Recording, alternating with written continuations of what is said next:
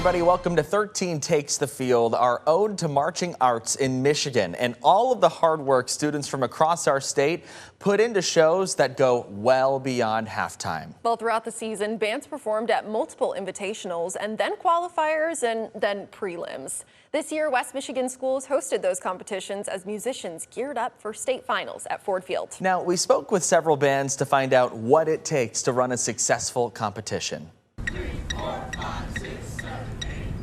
As soon as school starts up in the fall, bands across Michigan start perfecting their own shows. Some of those bands also hosting competitions this year. Rockford to Jenison, to Kent City, to Sparta. Hundreds of band students performed at these stadiums throughout the course of the season. Sparta High School, such a undertaking to host an event. Hosting one of the qualifier rounds this year. Director Sam Beeson says it's a big task. Last year we had a 9-band show, and it felt like we were kind of pushing the envelope for what was possible for this campus. This year we have 18 bands. Beeson says some 3,500 people were expected at their competition. That's the equivalent of 80% of the village's population. Kent City also hosting a qualifier this year too, but because of MCBA rules, Kent City's director Jonathan Schnicke says they hosted it at Cedar Springs High School. You have band guides, people that meet the band and take them from point A to point B so they don't get lost. We have people monitoring the schools, people in the warm-up zones, parking the trailers, making sure people are going the right way.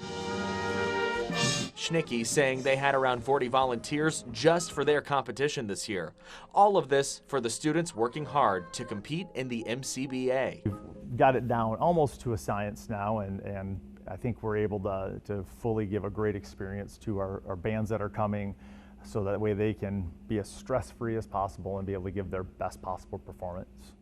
And while host schools work hard to create a well-oiled machine for their invitationals, marching bands select and train students to take the reins, ensuring a successful performance on the field. Whether they're entrusted with an entire section or the band as a whole, these musicians learn the value of building leadership from within. We've been highlighting marching bands across the state, talking to the students and staff bringing these shows to life. Hard work, dedication, and drive are key. But as Rockford band director Brian Phillips will tell you, motivation needs to come from more than just the staff for the band to succeed. Us as directors or coaches, it's very easy for the students to think, well, of course, we're getting something out of that by pushing them. But this is a student-led organization that they get all the accolades. The students are the ones propelling these bands to new heights. And on the way, leaders step up to the plate to get the job done. Leadership shows up in so many different ways in so many different students. And the more diverse group of leaders that we have, the better off our band is going to be. Each section of the band has designated section leaders or captains, selected based on attitude, communication skills, and the ability to lift their bandmates up. We're looking for students, they don't have to have just one personality type. What they do have to have is a demonstrated dedication to the band program and an ability to kind of maintain a focus and discipline in rehearsal that they want to help inspire in others. These students rise to the occasion. They needed to look up to someone, and I know that had to be me. And their influence extends far beyond the music. It's more of like a leadership role instead of like a role of authority. Constantly being there for everyone if they need help, whether personally, musically, visually. I just feel like I'm helping get people to the best they can be. By doing my job, I can help them. It's not just about the marching. These student leaders help to create a positive culture where each member of the band knows they belong. I'm not really concerned with how good we are. I want to be good, but I'm mostly concerned with them wanting to be here and to show up to practice every day and having a smile on their face. These student leaders don't go unnoticed during the competitive season. Programs like the Michigan Competing Band Association offer scholarships to musicians who show skills not just in music, but in academics as well. And joining us now to talk about all of the work these exceptional young people put into the season is Chuck Hodson. He's the executive director of the MCBA. He's also a former band director at Reiths Puffer High School and currently a part of the design team for the band at Byron Center. Chuck, thank you so much for being here. We appreciate it. First, let's start off with the importance of student leadership. We know if you've been in marching band, you've been in band in general, student leadership is a core element of all of this. That's absolutely the truth. Most band directors in most of these programs that pursue excellence in MCBA have a specific student leadership program that they run within their group. They train the students on how to be leaders, and they rely on those students to be leaders within their program and help the program succeed. Yeah.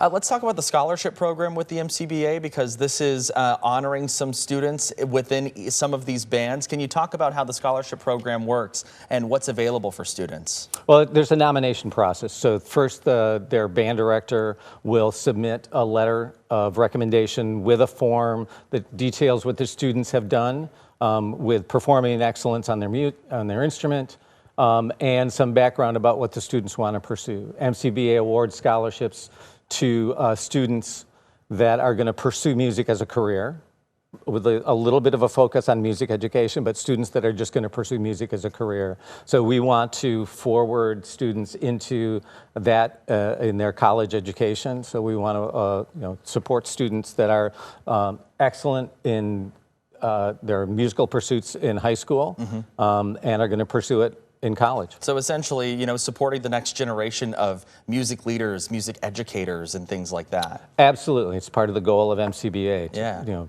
yeah. Pursue that with our students. Yeah, let's talk about the importance of supporting that. I mean, how does that automatically start kick-starting the future of band in Michigan here? Well, I mean, there are so many of MCBA students that have gone on to pursue music education, and then they've become music educators in the state of Michigan. You highlighted a couple of those already this fall with the Schnickies. I mean, they went through their father's program and then pursued music education. Yeah. And they're band directors here in West Michigan. Yeah. Certainly is a great story, which we will get to coming up throughout this special. But first, we are going to break down how everyone did at state finals this season. Finals performances started at 8 a.m. at Ford Field on November 1st. And our Amber Tuardi joins us now with a look at the West Michigan bands competing in Flight 3. Before we get to the results, you can't talk about Flight 3 without a nod to Reese Puffer Marching Band. Now, the band has dominated state and national championships for over the last 2 decades, becoming the subject of a recent documentary. When we talked to them during band camp, they said that getting to that level takes a different approach. When you think of a marching band rehearsal, we do core exercises, we do push-ups, we do sit-ups, we run. This probably isn't what you picture. We talk about different sections of the body that you're using muscles in your diaphragm in order to not only support your instrument, but support your air. Philip DeYoung, Associate Director of Bands at Reese Puffer High School, says it's all part of the hidden process that goes into building the best marching band show possible.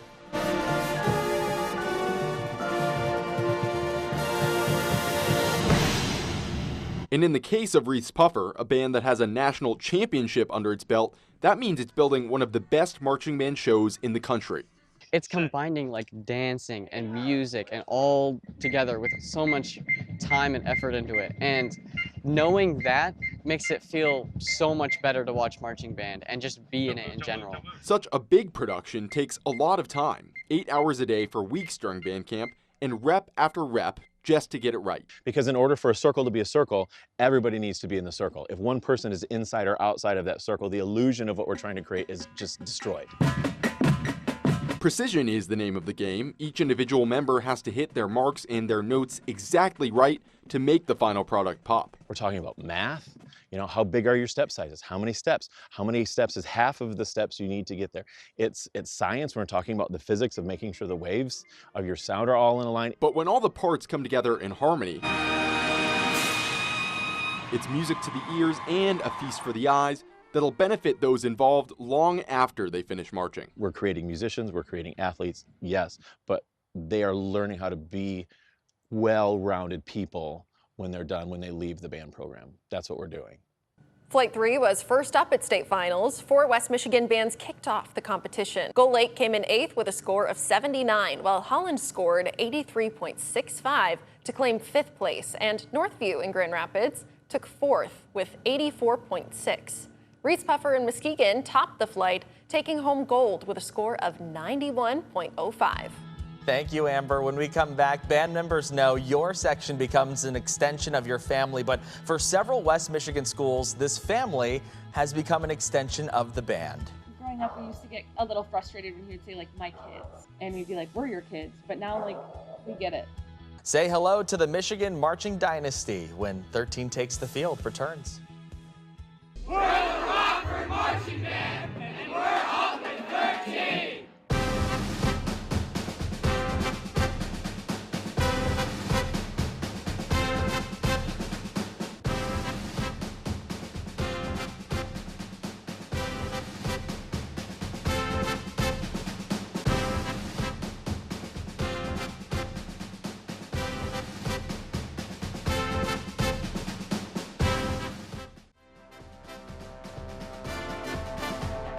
Oh, just so proud of the kids. They worked so hard. All these kids, every kid that's here today has worked so hard to be here. Most of them started in May or June or July. We're just honored to be a part of this organization and a part of this event today. Super fun, making great memories for the kids. Following in your parents' footsteps can be a big decision for teens and young adults. But for the Schnicke family, marching in their dad's footsteps was a no-brainer. And if you ask him, though, working with his kids has been the highlight of his career. If this fire pit could talk, How many times have you ripped your pants? At least twice. its stories would be music to our ears. We have a cool story. Jonathan Schnicke says he has the best one. We have a very unique situation. As band director at Kent City, If there's time, we'll continue to put song 3 on the field. sure, he's made beautiful music. But his favorite band is sitting around this fire. Don't laugh, because you know it's true. I've raised some kids that are pretty outstanding. His daughter Lauren, So we definitely, I feel like, lean on each other a lot. assistant director at Jennison. She wasn't even going to be a band director when she talked about career stuff in high school. Jonathan's son Isaac, We're going 29 all the way to 31, 29 to 31. Isaac's the band director at Byron Center. and Isaac's fiance Kara. Show's gotta go on. Soon to be my daughter-in-law is a band director at Sparta. Do you guys see the circle that's happening here? My family is not very musical. They're great. They're super supportive. These four, a stronghold of stories, talking shop or band. If we're together, it's a joke between like my husband and I. It's like, okay, over under 10 minutes until we start talking shop at family Thanksgiving. And it's typically, we're hitting the under. I think what's super cool about our relationship is, as it's been talked about many times, just it is the ultimate support system, where I've got a great support system at Byron Center, both through administration and through my other directors, but sometimes I need to talk to my dad, or sometimes I need to talk to my sister, or I need to talk to my fiance when I get home. But the story doesn't end here. Don't waste a rep. Don't waste a rep. Don't waste a rep. It echoes out on the field,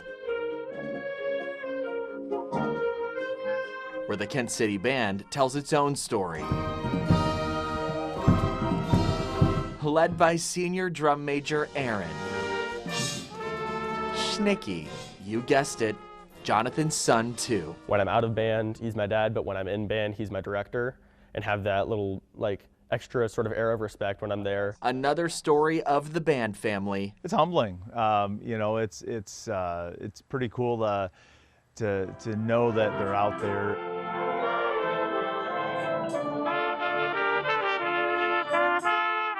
Now, not all members of the Schnicke family are band directors, but they are no stranger to musical productions. Jonathan tells us his wife has a robust history in music, plus he has another daughter who designed all of the visual elements for the Kent City Marching Band this season. And of course, you know the Schnickes very well. Jonathan Schnicke, the band director at Kent City, happens to be the president of the MCBA this year. This is an instance where family is the band here, but of course, in many other aspects, band really does become your family just in the interpersonal relationships you develop throughout the season. Can you kind of dive into that? Why is it that we make so many great connections through the band world when we are involved in the activity? Well, part of it is you live with these people. I mean, think about going away to band camp. Right. I mean, and we would do 2 weeks of camp, 1 week at school and 1 week away at Reese Puffer.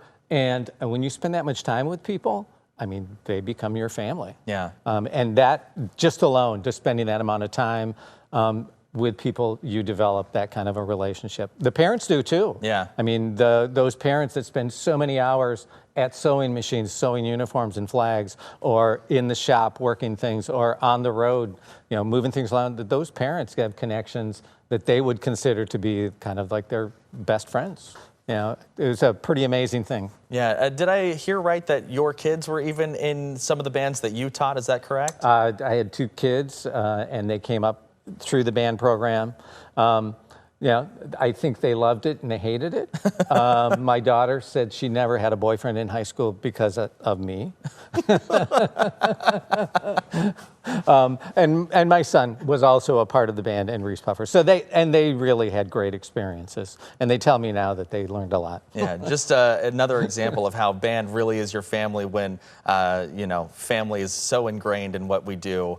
I still have friends that were in marching band with me to this day. It teaches you to really create friendships, the power of friendship, and also a lot of valuable life lessons along the way. Yeah, I mean, you're spending so much time with each other that it's bound to happen that everybody just becomes such great friends. But then on top of that, learning teamwork, collaboration, all of these other life skills that, of course, we've carried with us the rest of our lives. Well, collaboration, you mentioned, I mean, communication is another thing too, because not only are we working with these folks day in and day out on our season, we're also communicating and having to learn to communicate very well to create that well-oiled machine. Relationships are just like the bread and butter and the foundation of what makes a great marching band. All right, let's go back to November 1st at Ford Field. How did Flight 4 do? Yeah, so bands in Flight 4 competed long into the night, starting their performances around 8:30 p.m. with awards given out well after 10:30 that evening. Here's a look at how West Michigan did in Flight 4.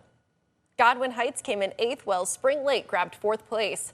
Plainwell took home silver with a score of 85.3, while Lakeshore and Stevensville topped that score by over 5 points, taking home gold with a score of 90.4. When we come back, the executive director for the MCBA joins us once again for a deep dive into what makes the organization run, plus find out how bands in Flight 1 fared in state finals. I'd like to say I'm so proud of you. Thank you for everything that you guys have done the last 4 years, everything you've given, all the time, all the talents, all the blood, sweat, and tears. We are going to miss you desperately. We love you very much.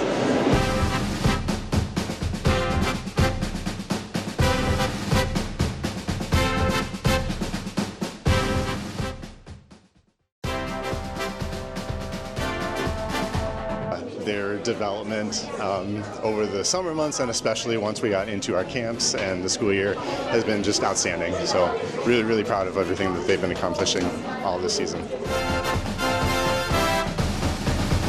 Hi, welcome back to 13 Takes the Field, a highlight of local high school marching bands this season. For many bands across the state, musicians work hard on their shows starting early in the summer for a chance to come out on top at state championships on November 1st at Ford Field. Well, before those bands can make it to the state championship, MCBA's current president of the board, Jonathan Schnicke, says that it's a busy fall season of competitions around the state. In September, all of our contests are just standalone contests. You just go, and it's a way for you to go and get evaluation from the judges, see if what you're doing is working. It's really geared towards education. It's geared towards learning, geared towards things that you can immediately impact into your classroom. Bands are split up into divisions, or what they call flights, based on school size. The judges give feedback at each performance, and the bands make quick adjustments to get ready for qualifying contests and prelims in October. Trophies called Caption Awards are given to the top bands in each flight, honoring musicians, flag line, and even an overall show that truly stand out. All of this is set up to be a competitive, unique, and yet educational experience for everyone involved. MCBA Executive Director Chuck Hodson joins us again with a look at the logistics behind the MCBA. Before we dive into some of the nitty-gritty portions of the competition and the state finals on Ford Field on November 1st, let's talk about the history of the MCBA. The history is just as important as what we experience today, so tell me all about what made the MCBA what it is today. Well, MCBA started in 1974. With a group of like seven or eight band directors in the Saginaw-Flint area that did competitive marching band in the summertime. And they wanted to have that activity extended into the fall and possibly have other bands join them in the fall where more marching bands are active. So they created the Michigan Competing Band Directors Association, and it grew from there, where it quickly expanded in the 70s into by the mid 80s, there were 50 bands that were participating in MCBA. This is a competition, but it's also supposed to be educational for these students as well. Can you talk about the balance between that and how you guys teach through the MCBA to those band students? Yeah. Most of the bands in MCBA, and I'm guessing just about every band that does competitive marching band, have a philosophy of pursuit of excellence. I taught at Reese Puffer High School for 29 years, and this is what I preached to my students there. A very similar philosophy of the competition is really with yourself. It's kind of interesting trying to always, not one-up yourself, but make sure that you can raise the bar each time, and that's really the lesson. Yeah, it's not so much a competition against the other bands as it is a competition with what you've done, what you've achieved, and trying to push yourself to achieve higher things. I mean, if you watch band students at a competition, you'll frequently see the band students in the stands cheering on the band students in the field. They understand what those kids in the field are going through, and they want to support the efforts of pursuit of excellence. So it is a well-oiled machine, and the students handle it fabulously. It's pretty exciting when you come out of that tunnel and see the expanse of Ford Field. Yeah. First-time students get a little overwhelmed, I'm sure. And after that first time, it's just like a real, like adrenaline. Yeah. It's got to be surreal to be stepping, some people they might look up to, Lions players run through that tunnel every home game that they've got there. So it must be a surreal feeling. Chuck, we'll check back in with you here in just a few seconds. But first, let's take a look at the 11 bands that took the field in the early evening hours of November 1st. Amber Twardy joining us now with a look at how West Michigan bands did in Flight 1. Flight 1 took the field in the middle of the day and had 3 West Michigan bands. Walled Lake from the east side of the state took first place with their jazzy show featuring the song I Put a Spell on You we all remember from Hocus Pocus. Rockford's Moroccan-themed show took home silver with a score of 91.8. Granville moved up from their 6th place spot in prelims to 5th, taking home best percussion for the flight as well. And Hudsonville came in 8th place with a score of 80.8. Well, it's not just high school bands making big moves this year. Ferris State University brought back their marching band after a 30-year hiatus. Yeah, the band director there telling us the interest in that reboot was more than he could have ever hoped for. And the Ferris State College Marching Band from Big Rapids, Michigan. It's been more than 3 decades since the Ferris State University Marching Band stepped off. Once on the national stage for President Nixon's 2nd inauguration parade in the 70s, the band would be discontinued in the mid-90s. Now, athletic band director Daniel Atwood is getting the band back together. It's been 2 solid years of planning here on our part. Our president, Bill Pink, has been very supportive of the program, so he gave me time to put a plan together, everything from budgeting to purchasing instruments to purchasing uniforms. Atwood says he hoped to get 55 members, but ended up with 77. The band prepping for the season for 2 weeks, creating new traditions while working to honor the old ones. So they were out there for long hours, long days, working not only the music, but also getting everybody in the same style with our marching technique. We've been talking with some of our alumni, and there's some things that they talked about that they did 30 plus years ago that they would like to see as part of what we continue to do here. But with these students too, we're starting some of our own activities that we hope will become traditions here. And the family that these students have formed over the last 2 weeks has been incredible. Watching them come together and bond and create the community and the culture that we now have here for the marching band has been a really rewarding experience. The 77-member 2025 Ferris State Marching Band, after 30 years, stepping off, marching into a new era. When we come back, bringing home the top prize takes serious planning. Yeah, and it starts mere weeks after championships end. Coming up after the break, we'll dive into what it takes to design a successful show. Every one of those humans on that field, they're all my kids. All of the parents feel that way. Plus, the legion of dedicated volunteers that take a show from concept to championship. We're the Texas Marching Band, and we're on the 13th.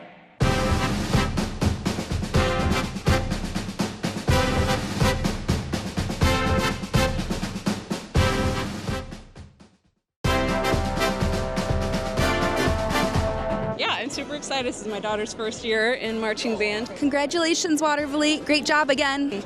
I'm just so excited for Watervliet, and I'm trying not to cry.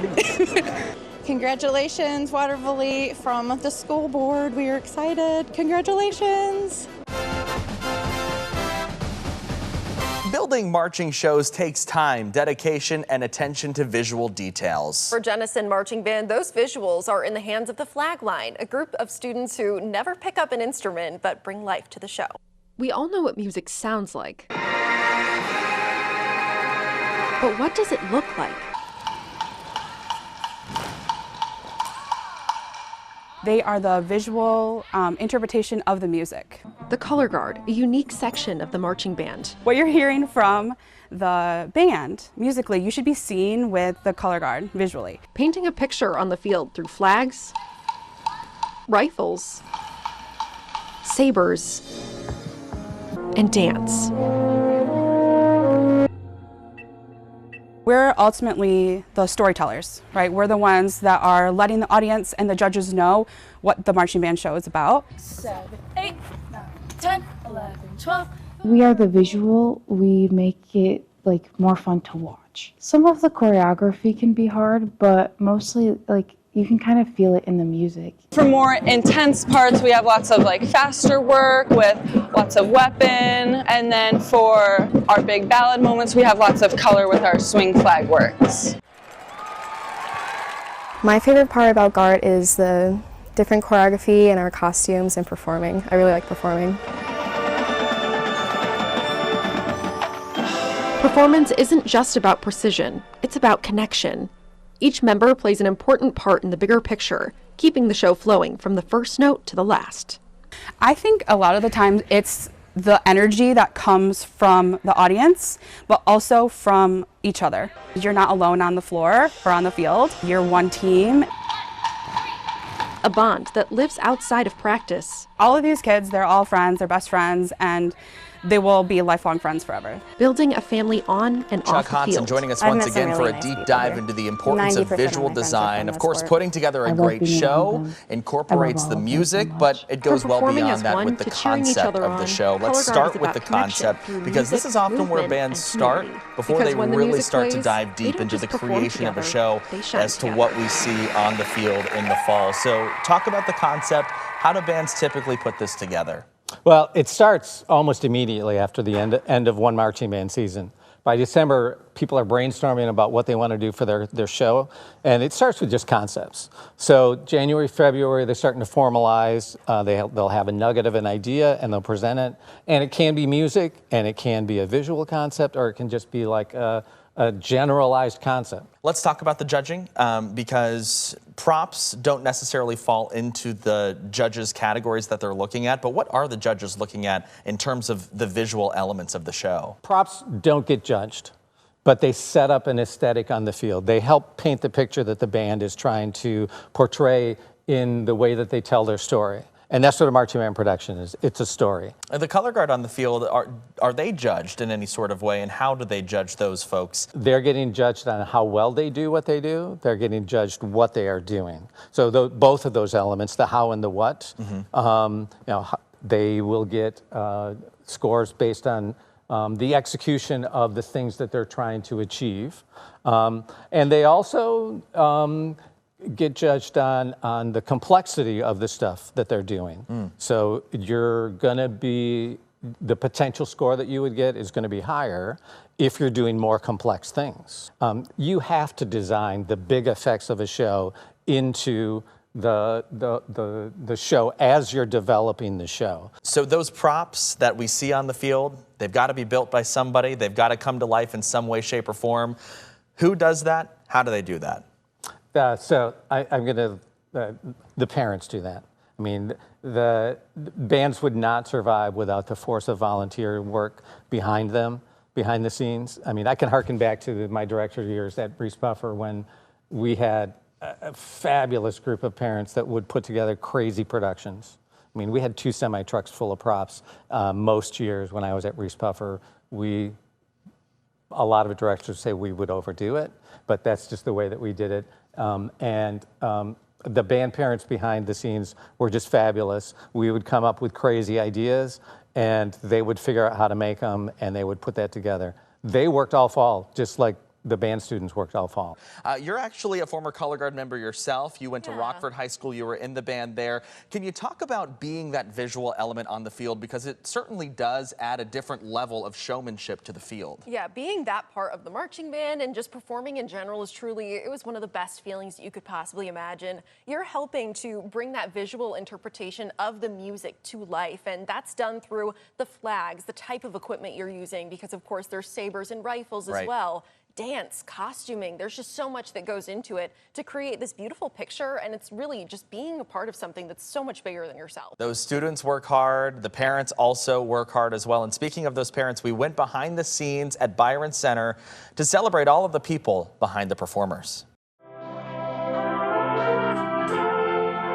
The marching band refuses to yield, and behind it, an army of parents like Beth Smith, Parent and volunteer coordinator for Byron Center Marching Band, and Dale Wheeler. I am logistics coordinator. Just 2 out of dozens of volunteers who know a successful season means hours. 8 o'clock in the morning, and then we break down when they're done at 9 o'clock at night. And hours. Oh my Lord.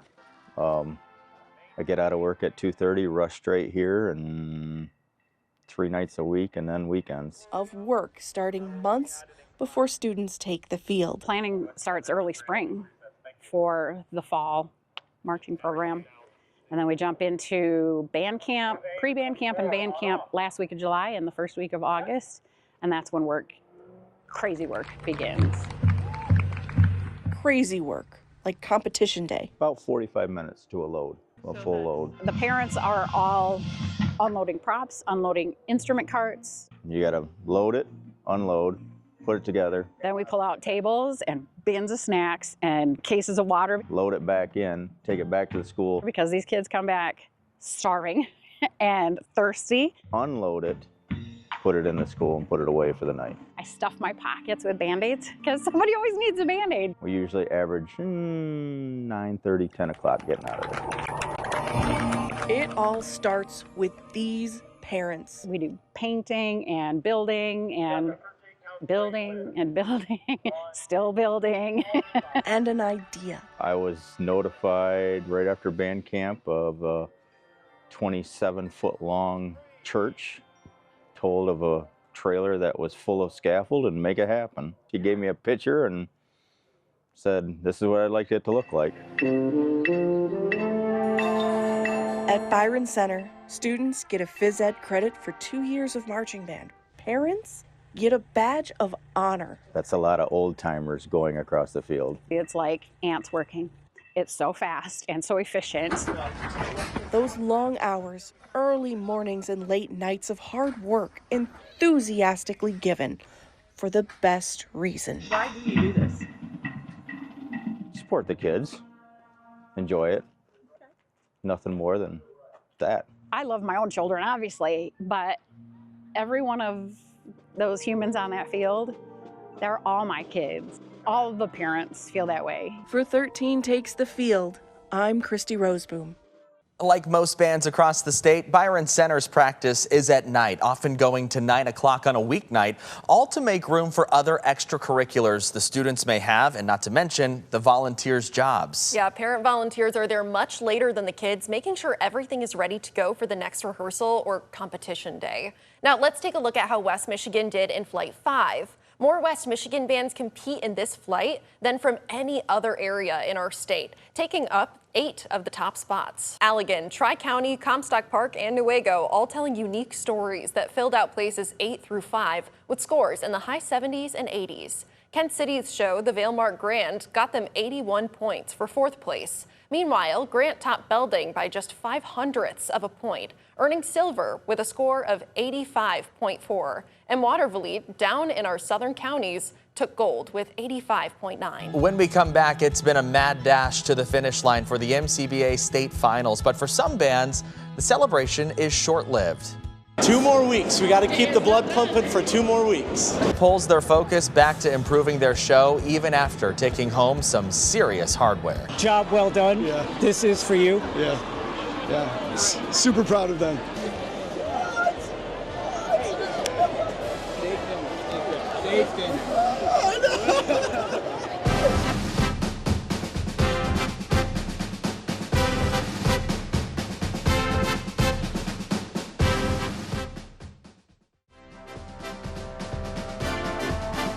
And we're very proud, aren't we? This is great grandma. She's proud. We're so proud. We're glad we were able to come today, and it was just amazing. Yeah, they're amazing. They've done a great job. Very proud. Proud mama. And following our coverage of West Michigan's marching champions, Jennison, achieving a rare feat at MCBA state finals this year, sweeping all 5 caption awards in Flight 2. So the band taking home Best Percussion, Best Music, Best Visuals, Best General Effect, and Best Auxiliary. Such a blessing to be part of just a great group like this, so I feel very privileged.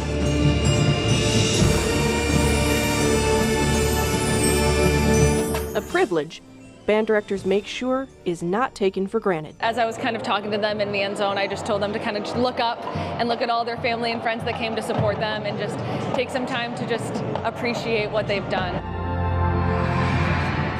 I'm just so proud of them. I love seeing the freshmen the first time they get to get out on the field on Ford Field. It's just such a special and sacred place for Michigan marching arts. Those freshmen enjoying a sense of wonder that grows alongside the efforts to maintain championship traditions. Until they leave Ford Field for the last time their senior year. It's very bittersweet, great feeling, but again, a little sad that it's over, but it's really not, because in 2 more weeks we're heading down to Indianapolis to kick some butt at Nationals. And kick some butt they did, taking silver in their class at Bands of America Grand National Championships semifinals just 2 weeks later. 5 bands from West Michigan competed in Flight 2, including some from the southern portion of our viewing area. Portage Northern came in 9th, while Lakeview and Battle Creek nabbed 5th place. Byron Center's Starry Night-themed show took bronze with a score of 88.7. And Jennison's The Night Garden swept all 5 caption awards, blowing away Lance Cruz in 2nd place with a score of 93.4. Throughout the season, Rockford, Jennison, and Reese Puffer trade in their MCBA flights in for classes in the Bands of America competitive marching program, bringing their shows to audiences all across the country. It was a decision Rockford Marching Band didn't step into lightly, but with the excitement of the students.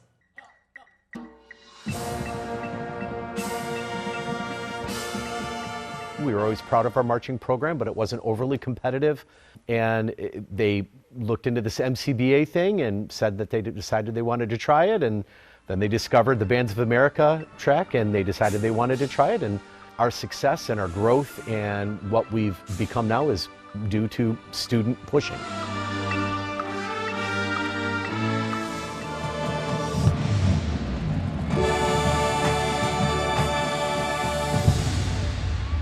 That push meaning Ford Field is not the last stop. This group of people, they want to achieve the highest that they possibly can.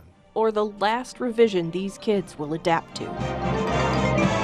They want to provide the best performance that they can possibly provide of their content, of their material, of their design. They'll have 9 hours of evening rehearsal. It's just a special week. So we tend to pour a little bit more into that, so we're prepared for that. Rockford made a great showing at the Bands of America finale, coming in 8th in their class at semifinals, ending up in 30th overall amid the over 100 bands that made it to Grand National. Of course, Chuck is back with us to break this part of marching band in that world down. It's really kind of designed to run concurrently. Can you kind of explain how you guys organize the competitions in a way that bands can be a part of both? Sure. So MCBA is for the Michigan bands. And there are many bands in Michigan that do participate in Bands of America, but not by far not all of the bands. Our rules are set up in a way that complement they align with the BOA rules. Many of our rules do. Not all of them, but many of them do, so that our bands that operate in MCBA can do BOA and not have to change what they do. Our seasons are running at the same time, so MCBA bands will do an MCBA contest and then go do a BOA regional, come out and finish the rest of their season in MCBA, and then go to the nationals. Okay, let's talk about the experience at BOA, because, I mean, we've been talking about how some of these groups, I mean, these groups are some of the best in the country. What is the one thing that you want your students to take away from that competition weekend? Well, first thing, we want them to achieve their highest of the season. So perform at their very best, march off the field, that if that's the last performance they get to do, they're ecstatic about the way that they performed. But then they also get to see other groups performing at a high level and just get to feel great that they're a part of this event that has brought together the best of the best. Yeah. Thank you again for being here with us, Chuck. If you would like to know more about the MCBA season, you can visit their website, themcba.org. Let's go over to Amber Twardy now with a look at how you can support your local marching bands throughout the year. You can get involved with your local band boosters, year-round organizations. They work alongside the bands to fundraise for everything from program fees to equipment and travel expenses, and they advocate for bands during school board meetings. The most precious thing you can give to them is your time, but if you aren't able to do that, reach out to your school. They're just such leaders, whether it's on the field, in their actions, or in their playing. This show, as tough as it is a testament to them and their determination to bring this band to a new level. Hey, thank you so much for joining us for the 13 Takes the Field special. We hope you enjoyed watching the series as much as we had making it. If you missed any of our coverage of West Michigan bands throughout the competitive season, check out our website, 13onyourside.com.